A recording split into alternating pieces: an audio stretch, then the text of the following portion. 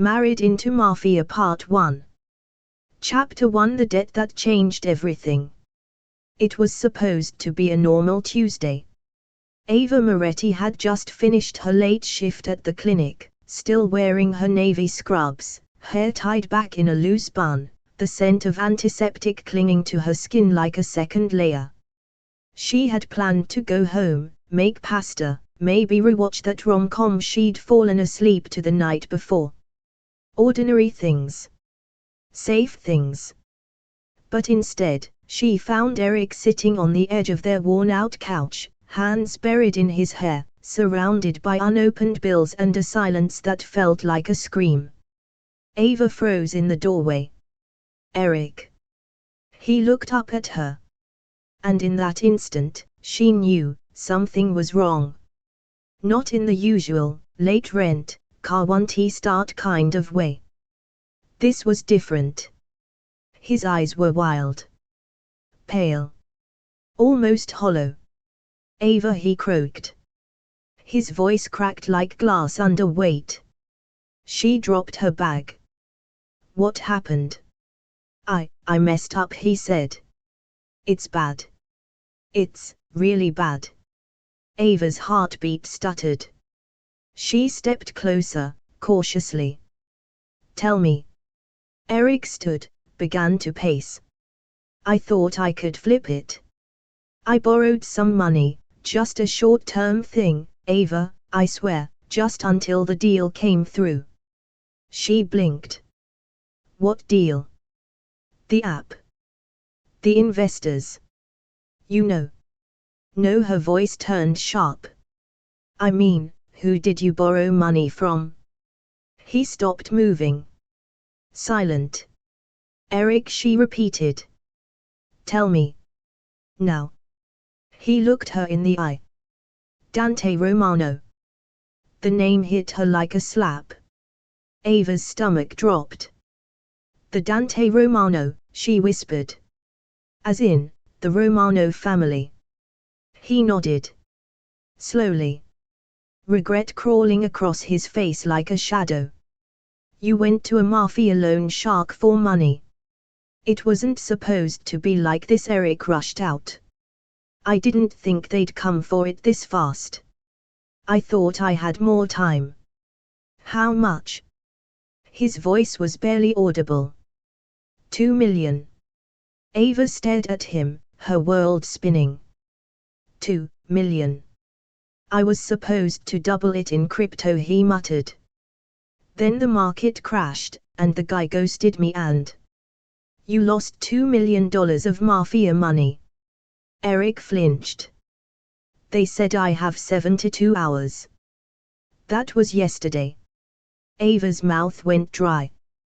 What happens when time runs out? He didn't answer. Eric, what happens? They said they'll collect. Her knees almost buckled. She gripped the back of the chair to steady herself. And you didn't think to tell me. I was trying to fix it. I didn't want to drag you into this. Well, it's too late for that now. There was a knock at the door. 3 sharp, deliberate taps. Not rushed. Not uncertain. The kind of knock that already knows it will be answered. Eric's face went white.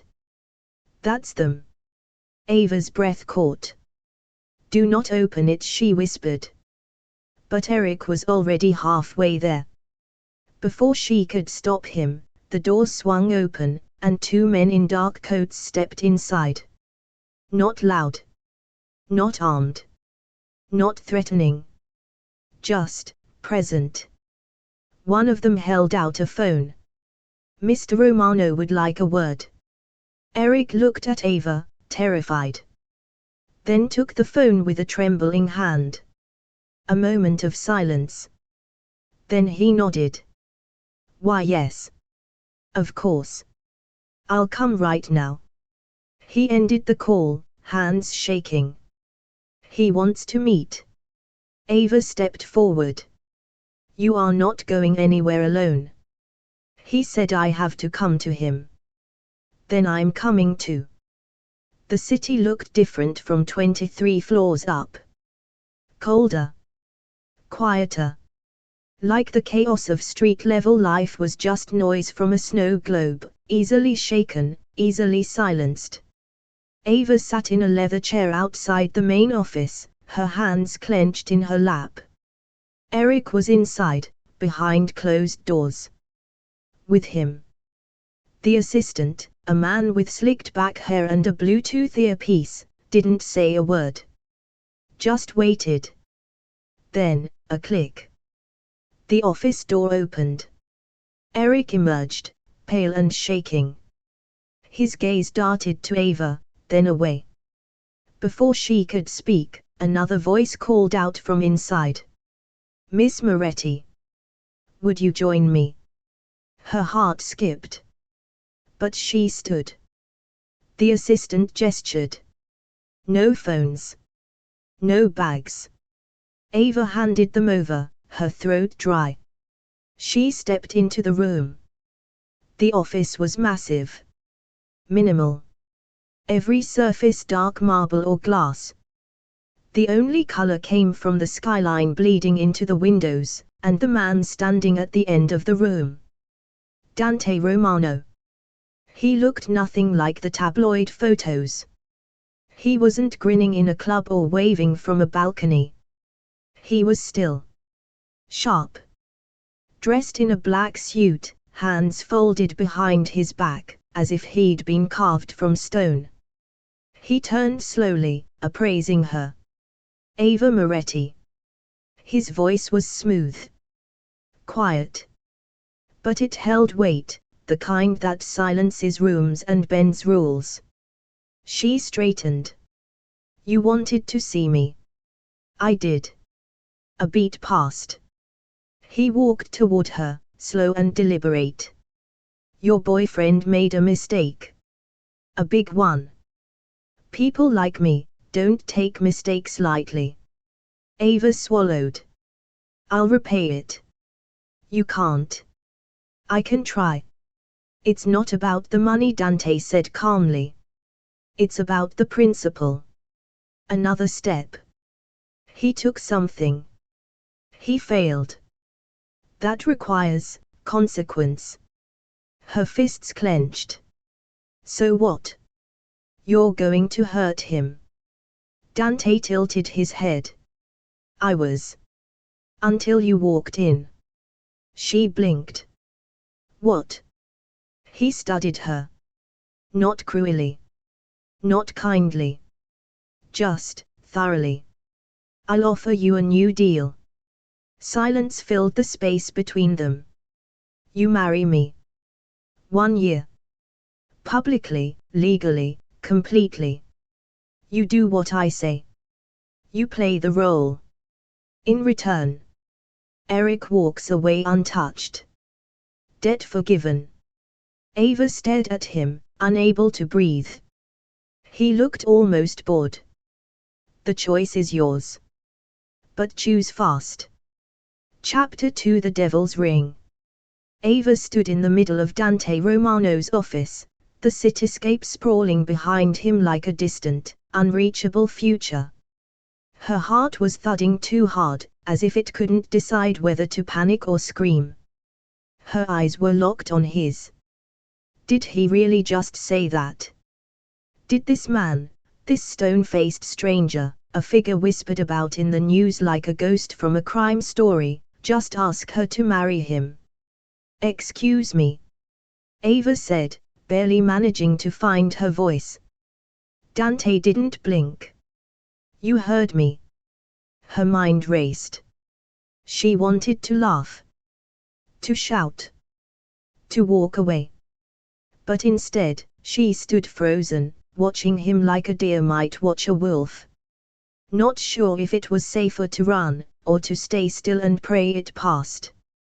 That's not a deal, she said finally. That's extortion.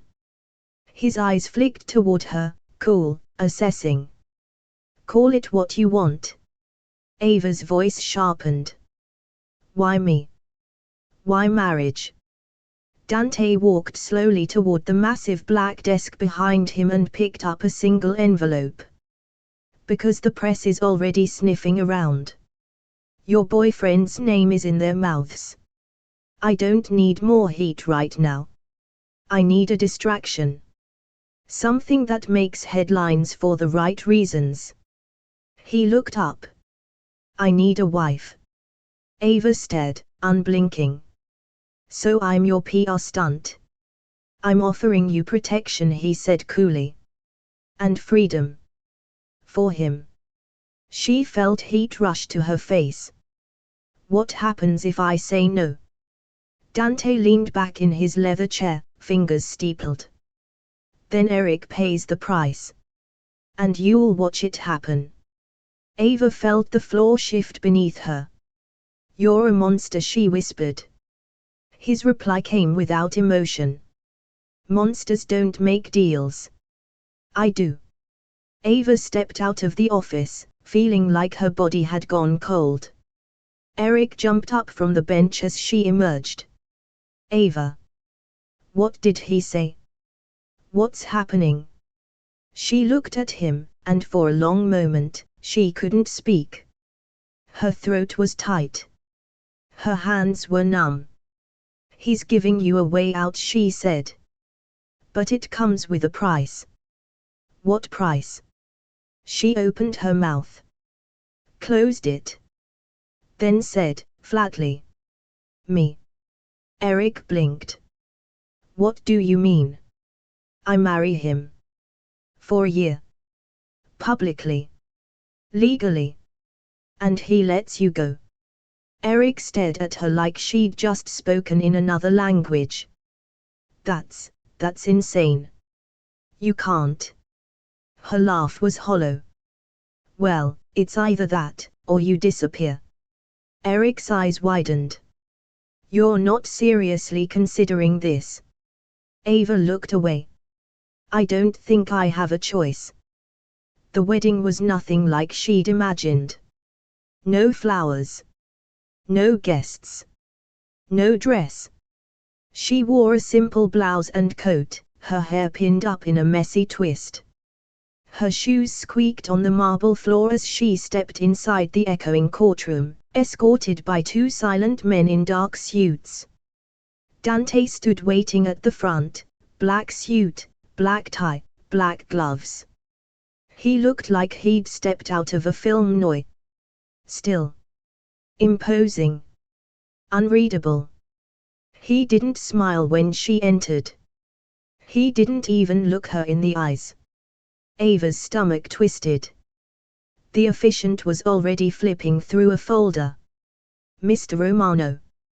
Miss Moretti. Are you both ready to proceed? Dante nodded once. Ava hesitated. 1 heartbeat. 2. Then she spoke. Yes.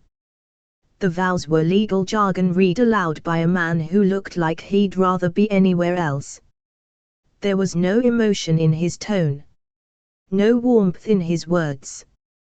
Just lines from a script.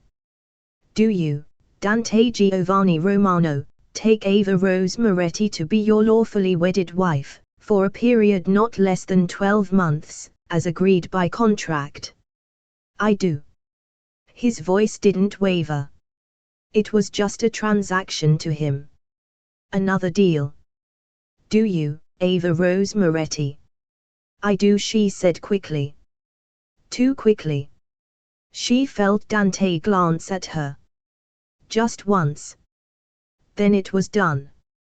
Ava signed her name on the dotted line with a pen that cost more than her rent. Dante signed after her, smooth and quick. The ink barely had time to dry. A velvet box appeared. He opened it, not with tenderness, not with sentiment, but with formality. Inside was a ring. It was beautiful. Too beautiful. A large, oval-cut diamond set in white gold. Cold. Perfect. Distant. He slid it onto her finger without a word. Welcome to the family, Dante said quietly. Outside, cameras flashed. She hadn't even known there would be press. But suddenly there were reporters shouting her name, snapping photos, trying to get a glimpse of the woman who had tamed the city's most dangerous man. Ava blinked against the lights, stunned. Dante slipped his hand around her waist, not possessive, not affectionate. Just calculated. For show. Smile, he murmured. She did. Barely. The car door opened. She slid inside. Dante followed, the door closing with a muffled finality. They didn't speak for a long time. The city passed by outside, blurred behind tinted windows. Ava stared at her hands. Her new ring sparkled in the low light. She twisted it slightly, trying to feel something. Pride. Regret. Panic. Nothing came. Just a slow, sinking numbness. Where are we going? She asked quietly. Home. That was all he said. And with that single word, Ava knew, her old life was over. Chapter 3. Welcome to the Lion's Den. The Romano estate wasn't what Ava had imagined. She expected marble fountains, gold gates, and a lineup of black luxury cars. Maybe even guards at every door, standing tall with visible weapons. That was the image the world had of Dante Romano, loud, theatrical, untouchable. But the real thing was quiet. Terrifyingly quiet. The car pulled through a discreet, high-walled entrance flanked by ivy-covered stone. The drive was long, winding through dense trees, shadowed even in daylight. The iron gate had opened automatically when Dante's vehicle approached, no guards in sight. It felt like entering a different world. A kingdom, almost. One with no subjects. Only the ruler. Ava sat perfectly still in the back seat, her hands folded in her lap, the weight of her new wedding ring still strange on her finger. Dante sat beside her, unmoving, eyes on the window, as though he was already somewhere else entirely. No one had spoken since they left the courthouse. The car slowed. Ahead stood a sprawling mansion, stone and steel, modern yet old, as if it had grown out of the land rather than been built. The architecture was bold, cold, and beautiful in the same way a glacier is beautiful, dangerous, distant, and untouched. Ava stared at it, her throat tight. Home, Dante said softly, not looking at her. Then the door opened. A woman in a tailored black dress stood at the top of the stone steps as Ava exited the car. Her expression was unreadable, her posture perfect. Mrs. Romano, she said with a respectful nod. Welcome. It took Ava a moment to realize she meant her. I'm Natalia, the woman continued. House manager. I've prepared the West Wing for your arrival. Ava blinked. The West Wing. You'll find it comfortable, Dante said as he passed her on the steps. Private. He didn't wait. He simply entered the mansion, the door swinging open before him. Ava followed, one hesitant step at a time.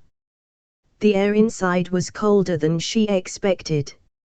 Not temperature-wise, it was climate-controlled and perfectly balanced, but emotionally. The space was too clean. Too sterile. Expensive paintings lined the walls, but none of them had any warmth. Just abstract shapes. Cold colors. Hard edges. There were no family photos. No clutter. No signs of life. The Romano estate wasn't a home. It was a fortress. And Ava had just become its most important prisoner. Natalia led her through wide, echoing hallways with stone floors that swallowed sound. Everything was sleek, symmetrical, controlled. Even the lighting, soft, golden, artificial, felt engineered for perfection. "You'll find a wardrobe prepared," Natalia said as they walked. "Your sizes were forwarded to us in advance." Ava's stomach flipped. She hadn't even thought of that. Hadn't stopped to consider that her life now included people, watching, planning, preparing. They reached a dark wooden door. Natalia opened it. The room was massive. Larger than her entire apartment. High ceilings. Tall windows. A four-poster bed dressed in charcoal grey. A vanity, an armoire, and a sitting area with a fireplace that flickered silently. It was beautiful. And completely impersonal. "Should you require anything," Natalia said from the doorway, "use the intercom." Then she left. Ava stood alone in the middle of the room, suddenly unsure what to do with herself. She didn't belong here. This was not her life. She wandered the room in silence. The walk-in closet was filled with designer clothes, organized by color. Shoes she'd never wear. Jewelry she didn't recognize. Everything high-end, understated, and elegant. She opened a drawer. Inside was a stack of crisp, white stationery with her new name embossed at the top. Ava Romano. Her chest tightened. She closed the drawer. An hour later, a soft knock echoed. She opened the door slowly, and was surprised to see a young woman with warm brown eyes and a messy bun. "Hi," the girl said cheerfully. "I'm Lucia. Dante's sister." Ava blinked. "Oh. I didn't expect something human." Lucia grinned. "Yeah. That's kind of rare around here." She walked past Ava without being invited, looked around the room, then turned and gave an approving nod. "Not bad. At least they didn't stick you in the dungeon." Ava couldn't help but smile, just a little. "Is that a real possibility?" Lucia winked. "Depends on your performance." They sat. Lucia, unlike everyone else, was easy to talk to. Playful. Sharp. She asked about Ava's favorite food, her hometown, what she actually thought of Dante, then swore her to secrecy. "He's impossible, I know," she said. "But he's not a monster." "Not exactly." Ava tilted her head. "Then what is he?" Lucia's smile faded for just a second.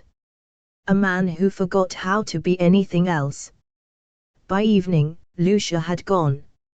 Natalia returned briefly to remind Ava that dinner would be brought to her room unless otherwise instructed. "Mr. Romano dines privately," she said. "Always." "Of course he does." Ava declined the meal. She wasn't hungry. She sat by the window, looking out at the dark trees lining the estate, shadows shifting under moonlight. She didn't cry. Not yet. But her hands trembled slightly as she held her knees to her chest, ring glittering against the fabric of her sleeve. She thought about her old apartment. Her nurse's badge. Her favorite coffee shop. Her plants. The window that faced the street. The way the sun used to hit the floor just before noon. And now, this. This silence. This ring. This man. She didn't know what her place was here. Or if she even had one.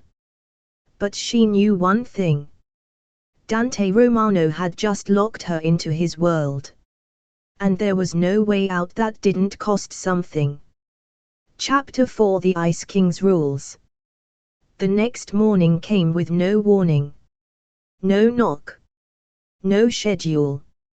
Just the sound of rustling trees outside her window, the pale grey sky leaking soft light into the stone and steel of her room. Ava sat up slowly, unsure if she'd slept at all. The sheets around her were untouched, barely disturbed. Her body was exhausted, but her mind had never stopped spinning. She was married. Legally, publicly, and, at least on paper, completely. To a man who barely looked at her.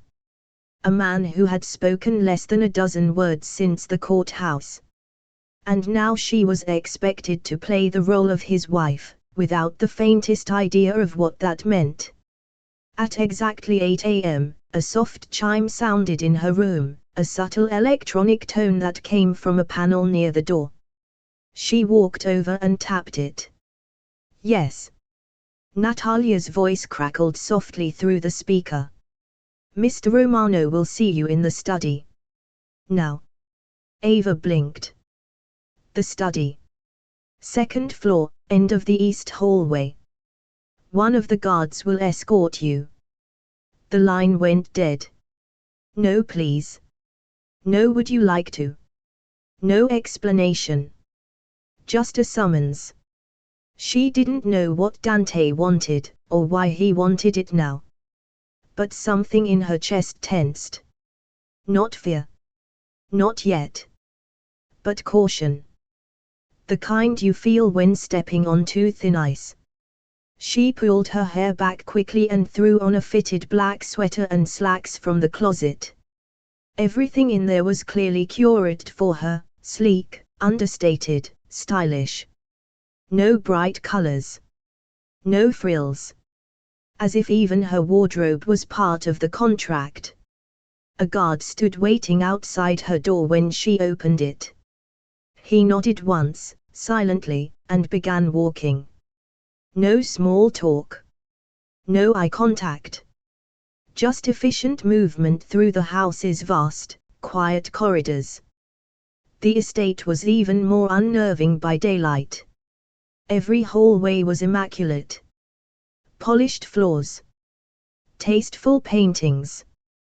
Dimmed lights. It felt like a museum no one actually lived in.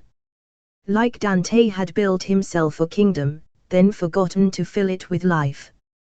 The guard stopped in front of a tall, double-door entrance. He knocked once. Enter came the voice from inside. The guard pushed open one door, nodded at her to proceed, and stepped away. Ava took a breath and walked in. The room was dark wood and leather. Floor-to-ceiling bookshelves. A single large desk. And behind it, as still and composed as a sculpture, sat Dante Romano. He looked up. Sit. She sat across from him, spine straight, hands folded in her lap. He studied her for a long moment, not coldly, but deliberately. Like he was waiting to see how she'd break the silence. She didn't. So he did. We need to discuss your role. His tone was neutral. Professional. As if this were a corporate onboarding rather than a conversation between husband and wife. Ava raised one brow. My role. As my wife. In public, you will behave accordingly, appropriate attire, composure, no spontaneous interviews or comments to the press. If someone speaks to you, you smile. You don't answer questions unless cleared. If you attend an event, you stay at my side. He paused. If I say something, you support it. No surprises. No contradiction. Is that clear? Ava let the silence stretch. Then. Do I get to have opinions? Dante tilted his head, like he wasn't sure if she was being serious. You can have them, he said simply. You just won't voice them unless I allow it. She leaned forward slightly. So I'm just a prop. You're a distraction, he corrected. A necessary one. But how you choose to exist within that role, with grace or defiance, is entirely up to you. He leaned back in his chair, hands folded. You agreed to this arrangement. I assume you understood the terms. I understood enough, Ava said evenly. But I didn't agree to being controlled like a pet. A small flicker, the ghost of a smile, touched the corner of his mouth. Just for a moment. Good, he said. I prefer fire to obedience. Ava didn't respond. But her jaw clenched slightly. You'll receive a schedule each week, Dante continued. Events, press appearances, travel. You're not required to share a bedroom with me, nor will I demand anything from you personally. This is business. Nothing more. That last part caught her off guard. No bedroom expectations. No personal demands. She hadn't realized how much she'd braced for that possibility, how much tension had lived beneath the surface of her fear. So, what, you don't even want a real marriage? His expression darkened slightly, not with anger, but with something colder. Marriage is a contract. You signed it. I'll uphold my side. You'll uphold yours. Another pause. Feelings are unnecessary. So is affection. She looked away for a second, unsure what she felt in that moment. Relief. Confusion. Offense. He stood. Meeting over. One more thing, he said as he rounded the desk. Ava stood too. He stopped in front of her. Just close enough for the air to shift between them. While you're in this house, you'll follow my rules. Don't go into rooms that are locked. Don't ask questions about my business. And don't lie to me. His voice was low now. Firm. Not threatening. Just absolute. Do those 3 things, and you'll be safe. Understood? Ava nodded once. He stepped back. You may go. Ava didn't speak as the door closed behind her. She didn't look at the guard who escorted her back. She just walked, mind racing, chest tight, heart pounding in a way that wasn't quite fear but not quite anger either. She had agreed to this. She had signed the papers. But nothing could have prepared her for the feeling of standing across from a man like Dante Romano and being told, in the calmest voice imaginable, that her life was no longer her own. And yet, something else gnawed at her. Not dread. But curiosity. Because for all his coldness, Dante hadn't been cruel. Not exactly. He hadn't hurt her. He hadn't even touched her. He was guarded, yes. Controlled. But not violent. Not unstable. He was dangerous. But contained. Like a storm kept in a glass bottle. And that, somehow, was worse. Because she didn't know what would happen when the bottle broke. That's the end of this part, but trust me, the next one is even more thrilling. We drop fresh episodes every day, so don't miss out. Like, subscribe, and stay tuned, you won't want to miss what's coming next.